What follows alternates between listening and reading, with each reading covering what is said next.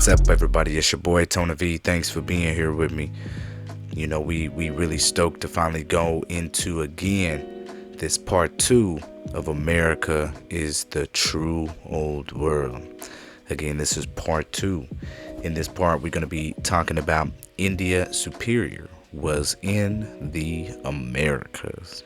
Mu discovered the America is Mu, the motherland.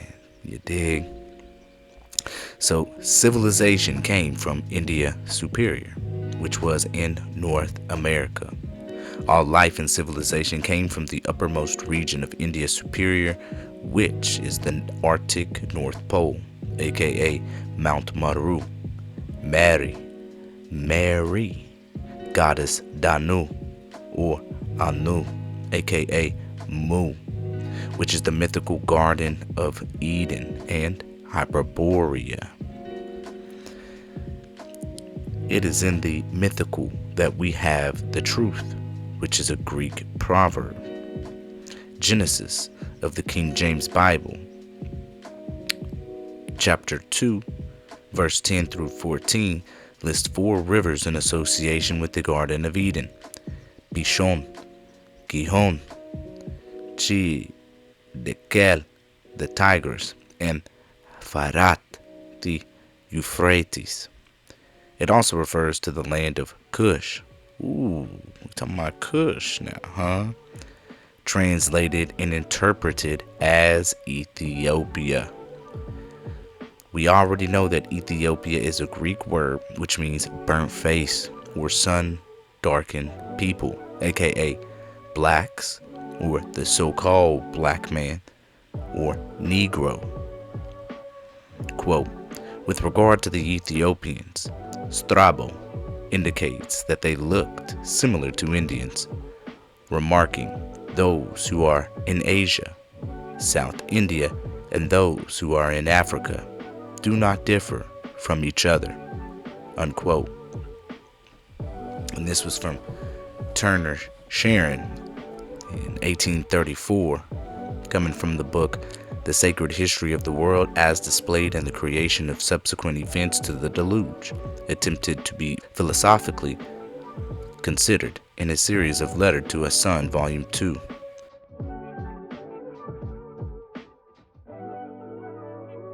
So yes, again, civilization could have started from the north in accordance with many myths. The Bible lists 4 rivers in association with the Garden of Eden, and you can see 4 rivers in the black magnetic cube, the Kaaba, in the center of the lake where the rivers emanate. From that represents the tree of life, the Garden of Eden.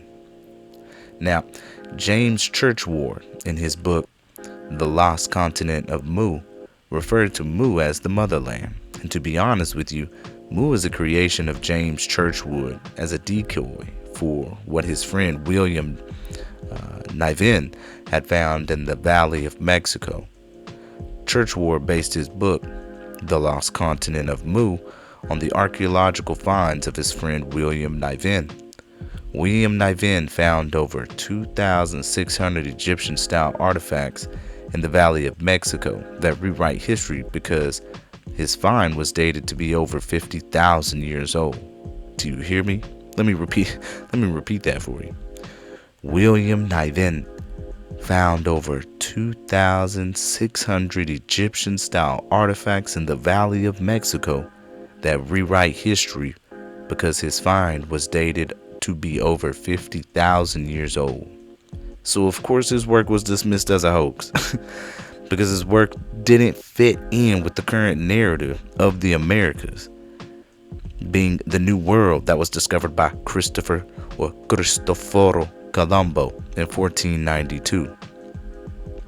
The Nakal, or should I say Naccal, or Naga tablets that Niven found gave you the sacred symbols of Mu. Mount Meru is considered to be the center of all the physical, metaphysical, and spiritual universes. Mount Meru is the black magnetic mountain, or the black cube, or rather Kaaba, that is at the center of the lake, surrounded by 4 land masses. on the 1595 Mercator map of the Arctic North Pole. The Arctic North Pole, Mount Meru, resembles the swastika. The swastika is a physical representation of Mu, the mother, which, is a sacred symbol. Now here in this figure, it shows you the swastika. And here shows you the mother, Mu, Maru, Mary, or Mary, in the center of the four corners, or four cardinal points of the Zodiac, which emanates from the North Star, or Pole Star, Polaris, which is the highest star and the first star that created all the other stars. The Zodiac is called the Wheel of Fire because all knowledge comes from the Zodiac, astrology. As you'll see here, is the Zodiac wheel, the swastika that revolves around the pole star, aka the Great Mother Mu. The pole star is one of the brightest stars in the sky. It is so bright that it looks like the shape of a Christian cross from the sky. It is so bright that it looks like the shape of the Christian cross from the sky. The Christian cross and the swastika are related because they both come from the great source of life, Mount Meru, which is the pole star, and they both symbolize the four corners, four cardinal points of the Zodiac. The number 4 also symbolizes the four great primary forces, the four elements, which are the executors of the Creator's commands. According to legend, quote, the Creator's command to the sacred four was, "Let the waters bring forth life." The sacred four acted, and a cosmic egg was formed out of the mud, the bed of waters, from which the first of nature's lives on earth came forth as commanded, unquote. This Niven tablet alone is sufficient to show that these old Mexicans, Olmecs, obtained their cosmogony knowledge from the sacred inspired writings of Mu, the foundation head, aka the Great Mother Mu, Maru, Mary, which is the pole star that created the Zodiac and all life and knowledge on this planet. Water, life, is renewed, anew, at the Arctic North Pole, aka Mount Meru. The Arctic North Pole used to be a warm and lush area as recently as the 1600s, so it is very possible that life could have come from the north, aka via Northmen, Olmec Moors, who became the Mayan Naga. In a literal sense, physical sense, the Olmec Moors, being the first human beings, are from Mount Meru because they are merry men, aka renowned men of Mother Mary. Every man and woman are born from Mount Meru because everyone was born through the womb of a woman. As above, so below. Yes, the same way Mount Meru, the pole star, the North Star, created the heavens, the stars, and the earth. Woman, being a reflection of the Great Mother, created man and woman. The human form is also a representation of Mount Meru because the human body has 4 major limbs and a navel, center of ki. Each limb of the human body represents the 4 cardinal points of the Zodiac, and the navel is the pole star, North Star, which is the center or the source of electromagnetic energy. As above, so below. Polaris is short for pole star, North Star, and it is the highest star that is at the center of our galaxy. Polaris is also religious figures like Lord Brahma, Abraham of the Bible. Doruva, Christ and his 12 disciples, or the Zodiac. Meru and the tree of life in the Garden of Eden are one and the same. Polaris is the central axis where the universal life force, electromagnetic energy, runs through and branches out to feed everyone and everything. Mount Meru literally creates the vortex, spiral, spirit of life that creates and sustains life itself. The Chinese call Polaris the great and honorable Lord of the heavens, who gives spiritual powers and a sense of purpose, direction, connectedness, and the ability to achieve one's objectives and to remember and find one's way back home to source. Polaris is the first blue ray, and its vibrations are felt by those on the higher path to spirituality. It is also closely linked to Aquarius and the search for truth. All of the avatars and Manu come from Polaris, seeding the root races on the Earth's plane. Or should I say, Earth's plains. A root race is seeded roughly every 24,000 years, and one of the oldest root races is the Hyperborean giants, which were the progenitors to the Olmec giants, the black race from Mu. The Olmecs were Mu-ers, Moors, because they came from Mu, Maru, Mari, Mary. Mu is code for Moors, Mu-ers. Of course, now what you'll see here is an image of an Olmec. What they say is Moor head. The headdress on the Olmec, Old Mexican, resembles and shows you the tassels on the back of the figure. Now this is where we're going to get into America is India superior and the Orient, or the East, because the Orient essentially just means the East, right? So he says, here is a statue of the goddess Yamuna standing on a turtle shell, Turtle Island, aka the Americas, which is more evidence that India Superior / Asia Major was in North America, aka the Orient or the true East, because the goddess Yamuna is a Hindu or Indian goddess. So he says, why is the statue of the goddess Yamuna good evidence? Well, because the Americas was known as Turtle Island. This is a known fact because the American landmass looks like a giant turtle from the sky. The goddess Yamuna was the wife of Krishna, the Indian Christ. Goddess Yamuna symbolizes the Mother Mary principle of love. Also, here's a map, 1625, of the Americas being described as India and the Orient from the Stanford University Library. Also, here's another map of the Americas being described as India and the Orient from the Stanford University Library by Lucchini Antonio Francesco. And this is dated 1605. And regardless of the timeline and the chronology, sometimes we got to dodge the hijack on the chronology, Also, here's a map, 1625, of the Americas being described as India and the Orient from the Stanford University Library. Also, here is a Macrobius 1440 map of India being located in Mexico.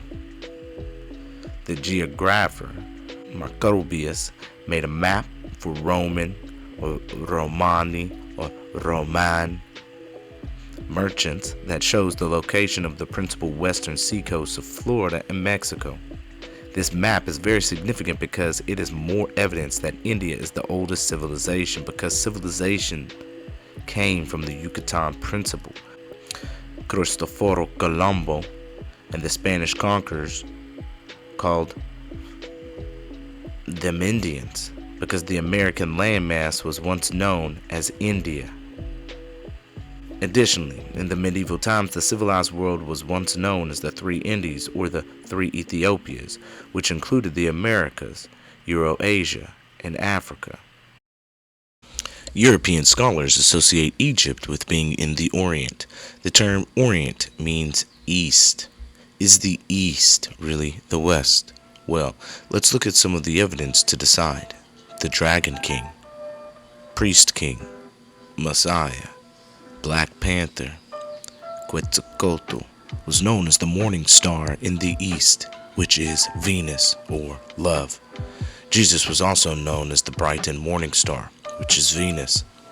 Quetzalcoatl was of course one of the chief gods of Mesoamerica, so this means that America is the true east. More evidence that the west is the true east is the Moor king in the Orient or east. Here you will see a painting from 1703 by two European artists, Christoph Weigel and Elder and Caspar Lueken, that was in the Orient East, which is the Americas. The painting is called Moorish King of the Orient. Notice the feathered crown the Moor is wearing in the photo, which indicates that the painting is that of an American Indian chief that was seen over here in the Americas in the 1700s.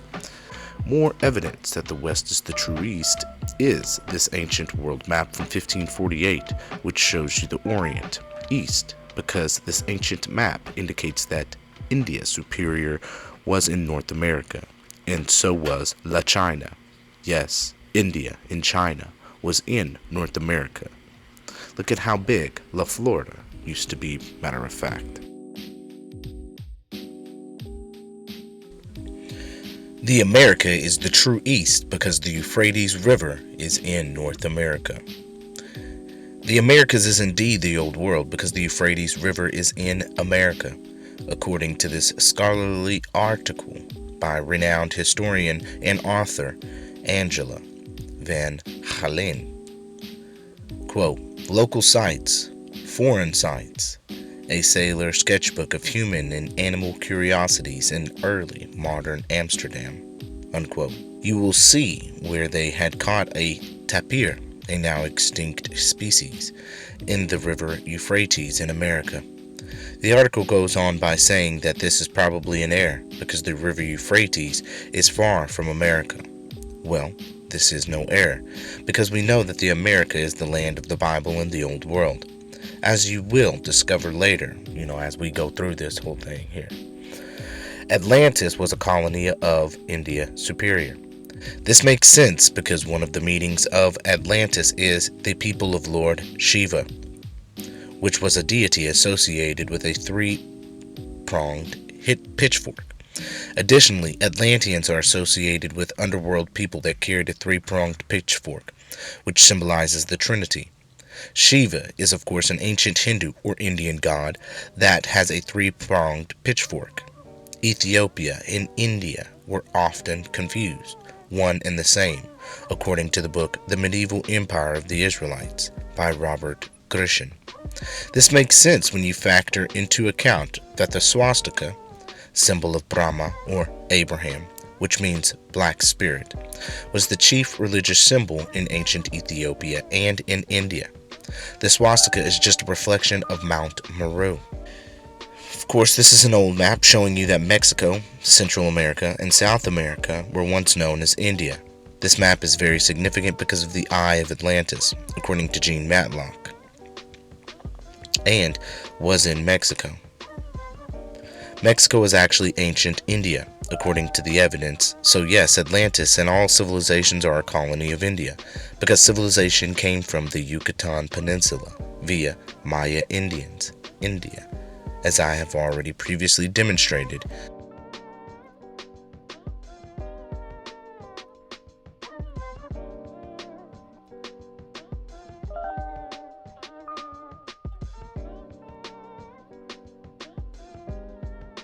In the Egyptian Sphinx by Augustus Le Plongeon, and wanted to bring you to this section real quick, still in the preface. And he says down here, in the appendix are presented for the first time in modern ages the cosmogonic notions of the ancient Mayas, rediscovered by myself. They will be found identical with those of the other civilized nations of antiquity. In them are embodied many of the secret doctrines communicated in their initiations to the adepts in India, Chaldea, Egypt, and Samothracia. The origin of worship of the cross, of that of the tree, and of the serpent, introduced in India by the Nagas, who raised such a magnificent temple in Cambodia in the city of Angkor Thom to their god, the seven-headed serpent, the Aak Chapat of the Mayas, and afterward carried its worship to Akkad and to Babylon. We're going to jump over to another book, which is The Lost Continent of Mu, the Motherland of Man by Colonel James Churchward. We're going to be jumping over to page 158. So just so you know, Prince Maya took the serpent wisdom into India over 20,000 years ago, according to the Ramayana and the book The Lost Continent of Mu by James Churchward. One very prominent figure in the Naga or Maya Empire in India was Prince Maya. The time of Prince Maya is doubtful, although I have come across many records about him. Not a single one even estimates the date when he lived, but according to traditions, and these traditions are as plentiful as leaves on a tree, Prince Maya lived 15,000 to 20,000 years ago. In Ramayana, we find this reference to him. Quote, in olden times there was a prince of the Nagas whose name was Maya. Prince Maya was the author of the Surya Siddhanta, the most ancient treatise on astronomy in India. Its age has been variously estimated at from 10,000 to 22,000 years. At the time of Prince Maya, the Nagas were an empire. When the handle and sheath of this knife were made, the Nagas were a colony antedating the empire.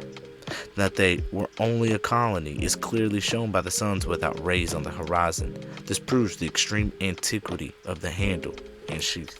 So right here it says, in America is the true old world, that the Mayan Naga took the serpent wisdom into Burma, India, over 30,000 years ago, according to the book The Garden of the Elder Gods by M. Don Shorn.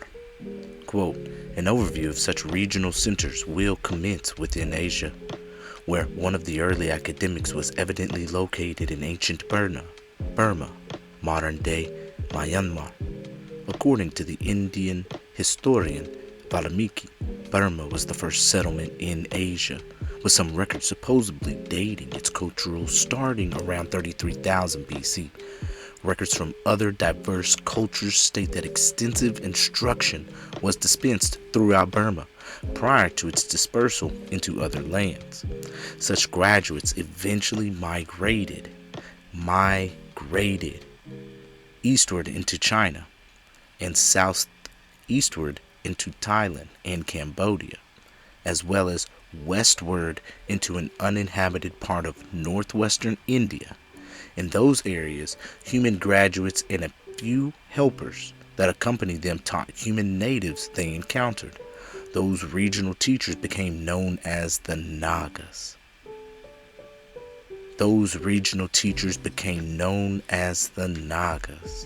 Certain ancient tablets found in Burma have been directly linked with Naga records found within India. Writings by Valmiki expressly stated the Maya, starting from the land of the birth in the east, went first to Burma and there taught the natives, who became known as the people of the Nagas. The original indigenous culture of India is thought to be that of the Danavas, the Nagas, who were later called the Nagals, and still later became known as the Maya, reportedly imparted that culture. However, Colonel Churchward claimed that the original or earliest people were actually the Maya, perhaps a reference to the ancient ones or the pure-blooded human-like lunar Petris that comprise the group known as the Helpers. Valmiki further claimed that the Naga came to be called the Maya in certain later settlements, according accounting for the overall confusion of the chronological order of introduction between the Naga, Danavas, Nakals, and Maya. Some records resolve this linguistic dispute by referring to the earliest civilizers as the Naga Maya. There are further indications, although inconclusive, that the Naga Maya may have also been associated with the Mayans of Mesoamerica. Amaruca. Ancient records indicate that the original Naga Maya were associated with the serpent people, the esoteric non-human race of wondrous beings that reportedly possessed immense cosmic wisdom. The serpent's symbol was one of the ancient icons specifically referring to the ancient ones. Hence, the Naga emblem became the serpent or cobra symbol of ancient India, one reversed as signifying both great wisdom and immense knowledge. One of the prominent Naga Empire leaders was the original Prince Mayak, with a latter namesake or counterpart also existing during much later times. No written records establish the time frame for the original prince, but oral traditions place him as living sometime between 18,000 and 13,000 BC. The Ramayana merely refers to the original prince Mayak as living. That original prince is credited as the true source of most of the esoteric knowledge in India, passed down over the ages, which was later contained in the Surya Sid Hanata. End quote. According to the book Queen Mu and the Egyptian Sphinx by Augustus Le Plé-Guillaume, Mayak and not India is the true mother of nations. The Mayas called their land Mayak. The Mayas were the Mayan Indians.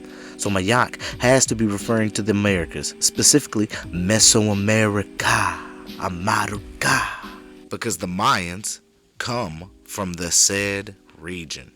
Quote, the question is often asked, of what practical utility can the knowledge that America was possibly the cradle of man's civilization be to mankind?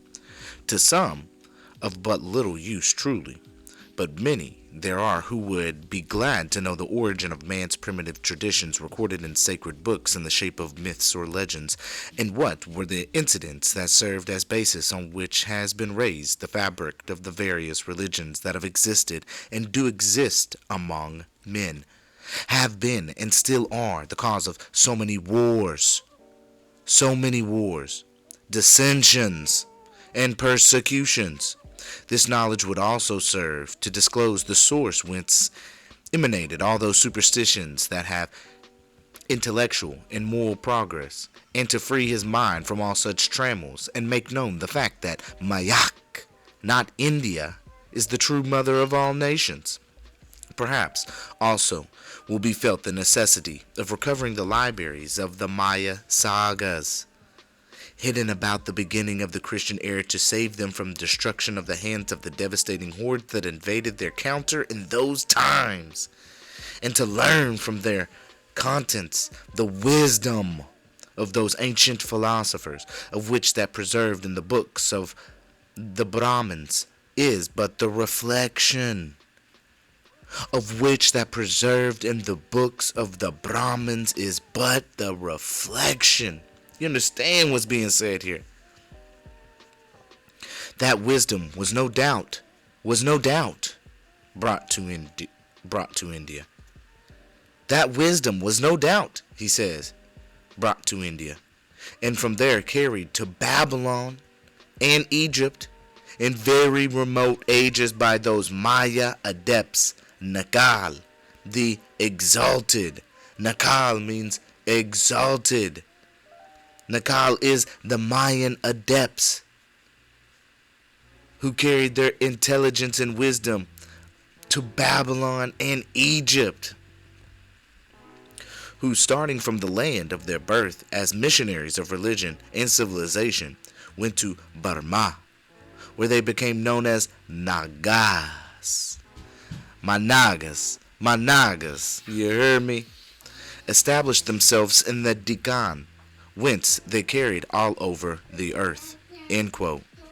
Respected mineralogist and archaeologist William Niven found over 2,600 Egyptian-style artifacts in the Valley of Mexico, dating over 50,000 years ago, according to the book The Mysteries of the Mexican Pyramids by Peter Tompkins. Quote, actually, Niven had been exploring in Mexico since 1889, while digging among the ancient ruined cities in the unknown and uninhabited portion of the state of Guerrero, southwest of Mexico City in the Acapulco area. He began to receive periodic visits from the local Indians who came with terracotta figurines and other objects for sale. Though the Indians pretended to have found these objects at the pyramids of the sun and moon at San Juan Teotihuacan, Niven realized that the source of the artifacts must be nearer. With a bribe of 5 pesos, $2.50 at the time, he managed to discover the actual spot between Texcoco and Pantla hamlets just north of Mexico City. He came across hundreds, if not thousands, of pits dug into the sand, clay, and tapete, used for material by the builders of Mexico City for more than 300 years.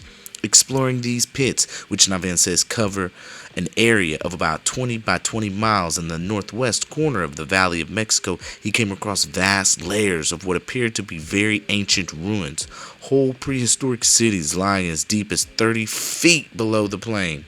30 feet. 30 feet below the plain. What caused all... how long ago was this really? Was that just natural accumulation over time? Are we talking about a massive amount of time period here for all that to accumulate? Okay, so it says, which appeared to have been overwhelmed by a series of cataclysmic tidal waves. Okay, that's what he says. Perhaps at several thousand-year intervals. Now we get somewhere. Which, as Niven described them, had left telltale strata of boulders, sand, and pebbles by their depth beneath the surface. Niven estimated the oldest remains might go as far back as 50,000 years. End quote. James Churchward, an inventor and occult writer, was a friend of William Niven. Churchward based his book on the finds of William Niven.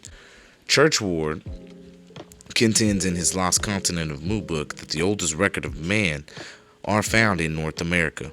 Quote, the Oriental Naga tablets, which form the foundation of the first edition of this book, were a wonderful history of past men.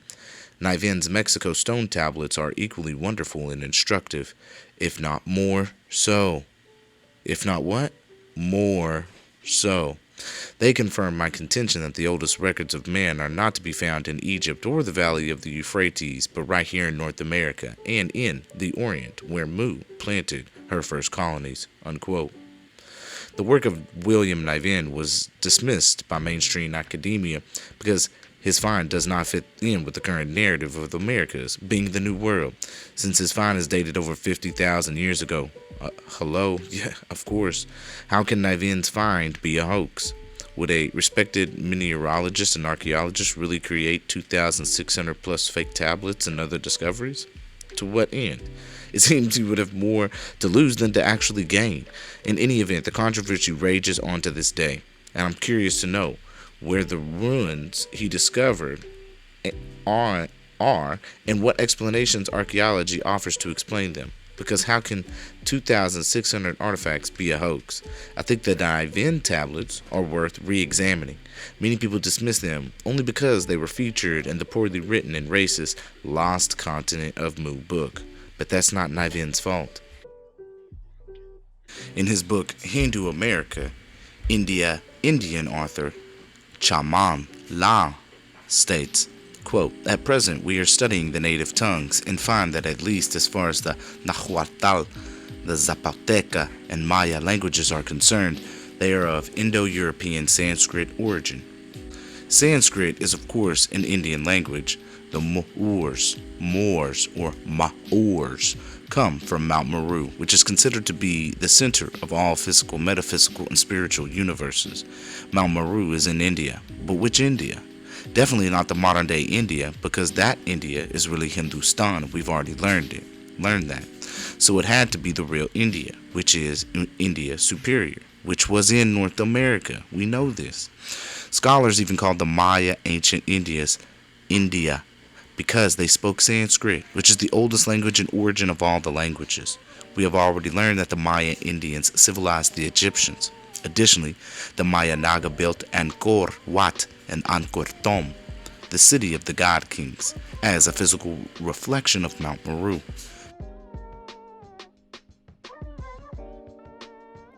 The Mayan Naga civilized India, Egypt, Babylon, and etc. The Mayas were an Atlantean civilization from India Superior, the Americas, that was millions, if not billions of years old, and their science and technology civilized the world.